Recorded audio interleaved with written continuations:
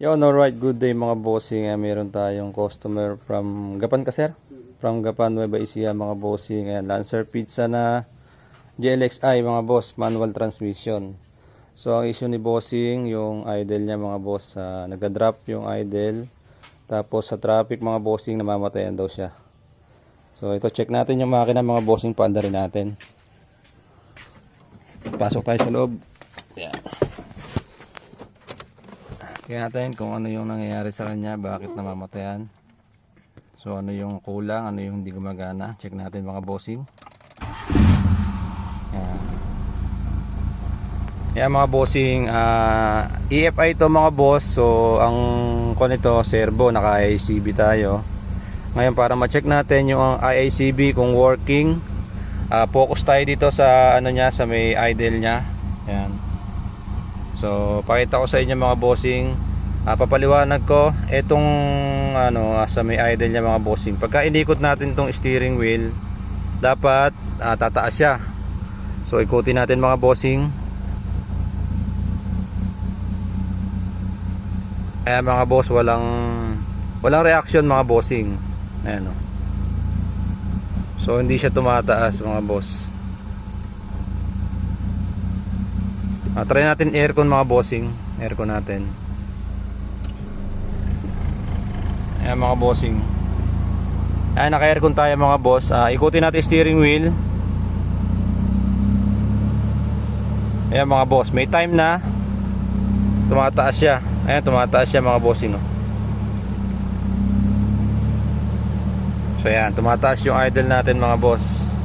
Pero kanina mga bossing, bago ko i-video to, tinesting ko, yun tumaas. So ngayon, ayan, tumataas siya. Ayan o, nagluluko siya mga bossing o. Ayan.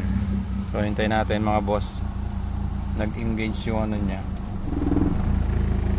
Ayan, ikutin ulit natin mga bossing. Ayan mga boss, nakita nyo, ayaw niyang tumaas o. So hindi tumataas yung idle natin kapag iniikot natin yung steering wheel. Ayan. So isang i-check natin yung IACB, check natin kung ano kondisyon. Tapos mga bossing, namamatayan daw siya ng makina. So i-check din natin yun. Tapos pagka ini-rev mo mga bossing habang naka-aircon, ano siya, palyado. Ayan. Mayroon siyang palya sa unang tapak. Pero pagka naka high RPM na, all goods na siya mga bossing. So check natin to mga boss. Yung mga bossing, ito testingin natin yung ano, yung sa TPS nya. Yan mga bossing. Yan, meron tayong tester. Tingnan natin kung nakakalibrate tong TPS mga boss. Yan. So dapat may reading to ng 5.3 volts mga bossing. So check natin. Yan mga bossing, ang reading natin nasa 4 volts lang mga bossing. So ayan, so i-adjust natin to, i-calibrate natin TPS. Yan, alright, good day mga bossing. Mayroon akong i-share sa inyo mga boss. Ito, para sa mga naka EFI na engine mga boss, Lancer Pizza tsaka Lancer Itlog na naka EFI engine. So ito mga bossing, magka-calibrate tayo ng TPS. Kailangan kong ipakita sa inyo kung paano yung ano, yung reading nung tamang calibration niya mga bossing dito sa TPS natin. So ito yung ginagamit ko. Based sa aking experience, ito yung pinakamagandang settings mga bossing. So yan, meron tayong tester na multi-tester mga boss. Yan. So ito, meron kayo makikitang wire dyan na 4 na wire. Ayan. So meron black, merong yellow, tapos merong green, tsaka white. Magkasama yon, tapos solid green mga bossing. So bago nyo i-test to, i-on nyo muna yung ignition switch mga boss. Yung nakalitaw yung mga ano doon, yung indicator. Tapos punta kayo dito sa engine bay. Kuha kayo nito, tusukan nyo lang itong black. So itong black mga boss, ito yung unang-unang makikita nyo. Sa pizza to mga bossing ha. Tapos yung pangatlo mga bossing, yung may white na may green. So ito, pakita ko sa inyo yung tamang reading. Ayan. So itutusok ko na mga boss ha. Yan mga bossing, ito yung settings ko pagka nagka-calibrate ako ng TPS. So 5.3 volts. Ayan o. Yan, ganyan yung settings ko mga bossing. Ito yung pinakamaganda para sa akin na. Kasi merong ibang nagsi-settings nasa 7 something volts. So itong sa akin 5.3. So ito all goods sa akin mga bossing. Yan, ganyan lang mga boss, ituhog nyo lang yung black ng ng wire dito sa black socket mga boss. Yan. Tapos yung green, itong red. So yun, ganun lang mga bossing yung pag-calibrate ng TPS. Kung meron kayong multi-tester, kaya nyo nang gawin yan mga bossing, di na dadalhin sa mekaniko. Alright. Mga bossing, nakalas na natin tong servo. Ayan, lilinisin natin mga boss. Ayan. So ito yung servo natin mga bossing. Mapapansin nyo.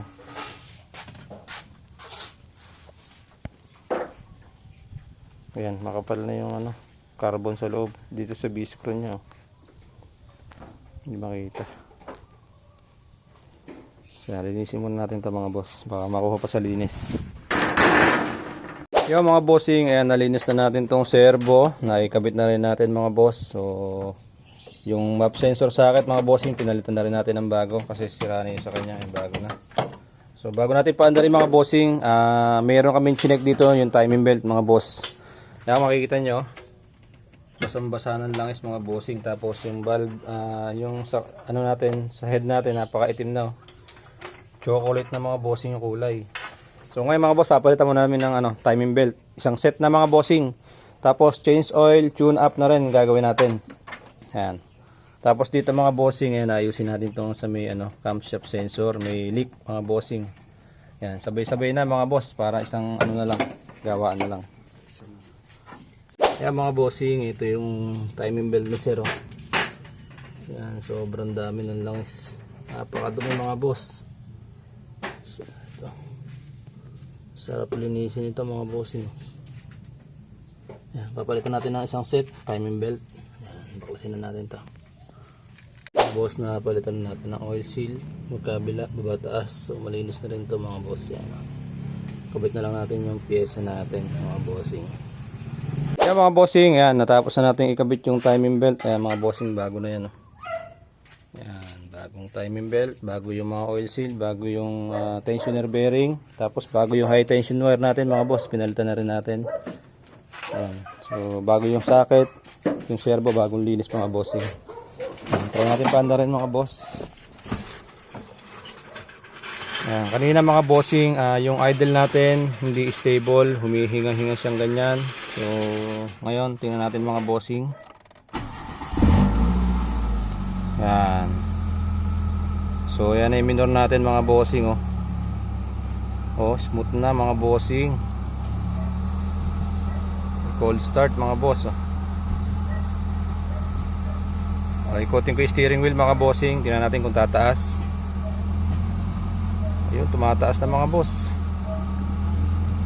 Oh, nakuha pa sa linis mga bossing yung IACB natin. So gumagana yung IACB mga bossing. Ayan, tumataas siya. Habang nililiko natin manibela, tumataas yung idle mga boss. So ibig sabihin, goods na goods yung natin, yung servo natin mga boss. Ayan. So aircon ko mga bossing. Aircon natin.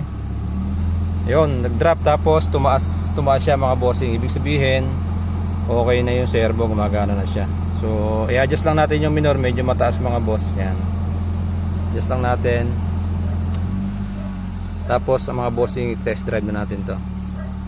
Yan mga bossing, na-adjust natin yung minor nya. So nasa 900 RPM tayo mga boss. So try na ulit natin aircon. Yun, umangat, nag-drop pero umangat siya mga boss. Ayan, nag-i-steady siya sa 1000. So yan mga bossing, normal idle na tayo. Hindi na siya humihinga mga boss, so steady na siya. Ayan, steady na siya mga bossing, yung idle natin.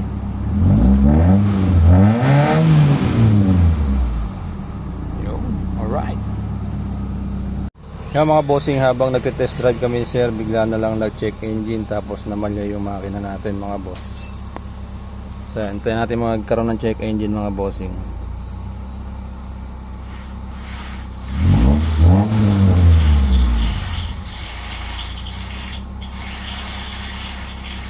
So kabon na lang siya nagkaroon ng check engine mga bossing, tapos namalya, naging low power siya mga bossing.